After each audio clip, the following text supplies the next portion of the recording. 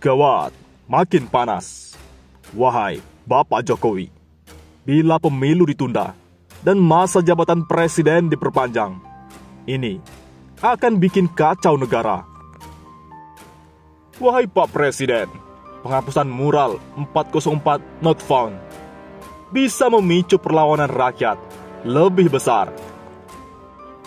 Oleh karena itu, pernyataan lantang Novel Makmumin untuk Jokowi, segera merdekakan para ulama dan Habib yang ditahan. Wahai Bapak Presiden, jangan tunda masa jabatan presiden dengan trik pemilu ditunda, karena akan bikin kacau negara. Aktivis sekaligus pengamat pemilu dan demokrasi yang juga akademisi, Titi Anggraini, melalui akun Twitternya, mengatakan bahwa isu penundaan pemilu di 2024 ke 2027 dengan memperpanjang masa jabatan presiden tidak memiliki dasar hukum. Karena konstitusi jelas menyebut presiden dan wakil presiden memegang jabatan selama 5 tahun saja, dan sesudahnya dapat dipilih kembali dalam jabatan yang sama hanya untuk 1 kali masa jabatan, tulisnya.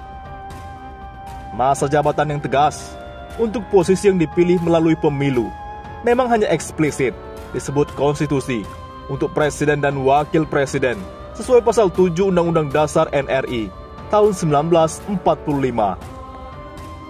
Sehingga kalau ada yang ingin menunda pilpres dan perpanjang masa jabatan, jalannya hanya bisa melalui amandemen konstitusi, ujarnya. Menurut Titi, mengemukakan wacana penundaan pemilu dan perpanjangan masa jabatan adalah isu basi, tidak berdasar, yang hanya akan membawa negara pada kekacauan akibat ekses destruktif.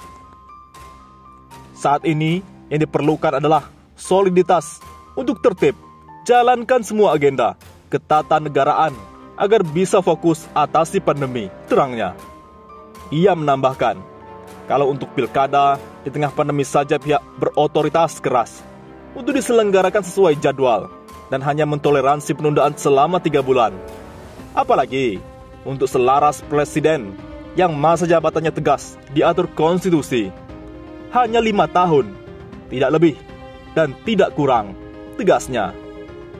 Bila pemilu dianggap mahal di tengah situasi sulit yang dihadapi, Titi menawarkan solusi taktis yang bisa digagas, yakni dengan menyederhanakan tahapan dengan memotong durasi pelaksanaannya, serta efisiensi, serta memangkas seremoni elektoral di sana-sini. Termasuk juga membuat surat suara yang lebih simpel, terangnya. Netizen pun angkat bicara. Bukan kacau lagi, tapi hancur dan akan lebih turun. Paksa rakyat. Balas netizen lain, sekarang aja udah kacau balau kok, apalagi diperpanjang, sambil menangis. Di lain sisi, wahai Bapak Presiden, penghapusan mural 404 not found bisa memicu perlawanan rakyat yang lebih besar. Maraknya mural bernada kritik kepada pemerintahan harus disikapi dengan bijak jika tidak ingin membengkak sebagai simbol perlawanan rakyat. Hal tersebut ditegaskan pakar kebijakan publik Adib Miftahul menyikapi penghapusan beberapa mural oleh aparat berwenang di sejumlah daerah. Salah satunya mural bergambar mirip 404 not found di Tangerang, Banten. Penghapusan mural ini bisa menjadi simbol pemicu perlawanan. Ini harus diantisipasi pemerintah, kata Adib. Ia berpandangan, kritik yang disampaikan masyarakat saat ini berbeda dengan masa Orde Baru, era pemerintahan Soeharto. Saat itu, beragam pembungkaman oleh pemerintah masih bisa dilakukan meski ada perlawanan. Namun, di era perkembangan teknologi seperti saat ini, pembungkaman tidak bisa dilakukan serampangan. Adanya mural ini kan tidak jauh dari bentuk kekecewaan publik kepada pemerintah. Ini bukan lagi era Orde Baru. Penghapusan mural tidak tepat karena bisa merusak citra pemerintah seiring cepatnya alur informasi melalui teknologi, tutur Adib. Jokowi bilang, kita tidak anti kritik, Tapi faktanya berbanding terbalik. Jadinya itu hanya lip service. Lanjut Direktur Eksekutif Kajian Politik Nasional ini. Ia menganalisis pejabat pemerintah saat ini kurang peka dalam menyikapi perkembangan teknologi. Hal ini yang akan menjadi kelemahan pemerintah Presiden Joko Widodo, di mana banyak para pembantu memicu polemik baru hanya karena unggahan di media sosial. Pejabat kita tidak sadar, ini era teknologi informasi. Isu kecil pun bisa jadi besar. Ini yang harus dipahami utuh oleh pejabat kita. Jangan sampai salah posisi. Kalau seperti ini yang jelek pemerintah, tandasnya. Oleh karena itu, pernyataan lantang Novel Bamukmin, segera merdekakan para ulama dan Habib yang ditahan. Wakil Sekjen Persaudaraan Alumni PA 212, Novel Bamukmin, menyampaikan pesannya pada perayaan HUT ke-76 Republik Indonesia, Selasa, 17 Agustus 2021. Novel meminta pemerintah membebaskan para ulama dan Habib yang dipenjara. Pesan saya, segera merdekakan para ulama dan Habib yang ditahan. Sejatinya, tidak ada kemerdekaan atas ulama yang dikriminalisasi tanpa henti, kata Novel, dilansir dari jpnn.com.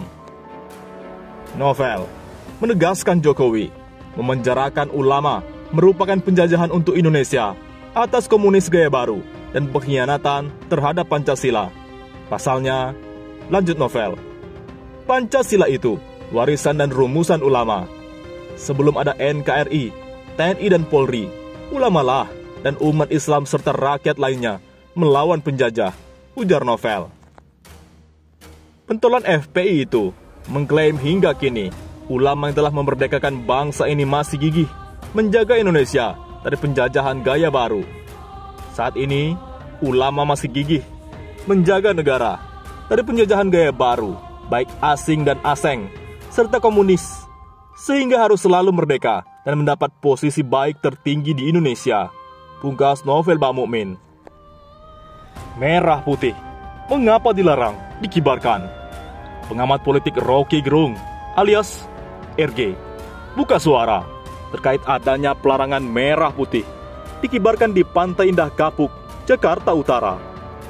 Seperti diketahui, pada Selasa kemarin, 17 Agustus 2021, jagat media sosial dihebohkan dengan keberadaan video sejumlah aparat kepolisian yang melarang ormas untuk mengibarkan bendera Indonesia di Pantai Indah Kapuk, PIK.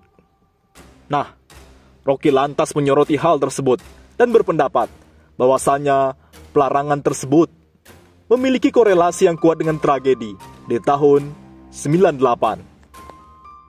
Sepertinya ada trauma dengan tragedi tahun 98. Itu menandakan masih ada ketegangan sosial, ujar Rocky melalui kanal YouTube pribadinya, seperti dikutip dari terkini.id. Akibatnya, sejumlah aparat melarang pemasangan bendera Indonesia di Pantai Indah Kapuk. Selain itu, Rocky Gerung menyampaikan bahwa fenomena larangan pengibaran bendera Indonesia tersebut sebagai bukti jikalau Presiden Joko Widodo alias Jokowi masih menghidupkan isu SARA.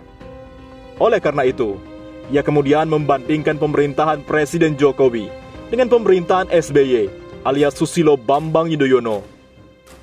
Menurutnya, fenomena larangan pengibaran bendera Indonesia tersebut belum pernah terjadi di era pemerintahan SBY. Bukti Jokowi masih hidupkan isu SARA. Zaman SBY tidak ada tuh. Rocky Gerung pun menilai bahwa negara terkesan seperti ingin memanjakan masyarakat Cina, tetapi hanya sebagian kecil yang eksklusif. Negara terkesan terlalu memanjakan sebagian kecil masyarakat Cina, tuturnya. Tidak semua masyarakat Cina memiliki kehidupan yang eksklusif. Yang eksklusif yang dimanjakan negara. Menurut Rocky, hal tersebut telah menunjukkan sikap kurang ajar negara kepada masyarakat etnis Tionghoa. Negara ini kurang ajar sambil memelihara ketegangan yang memeras etnis Cina yang eksklusif, pungkas Rocky Gerung.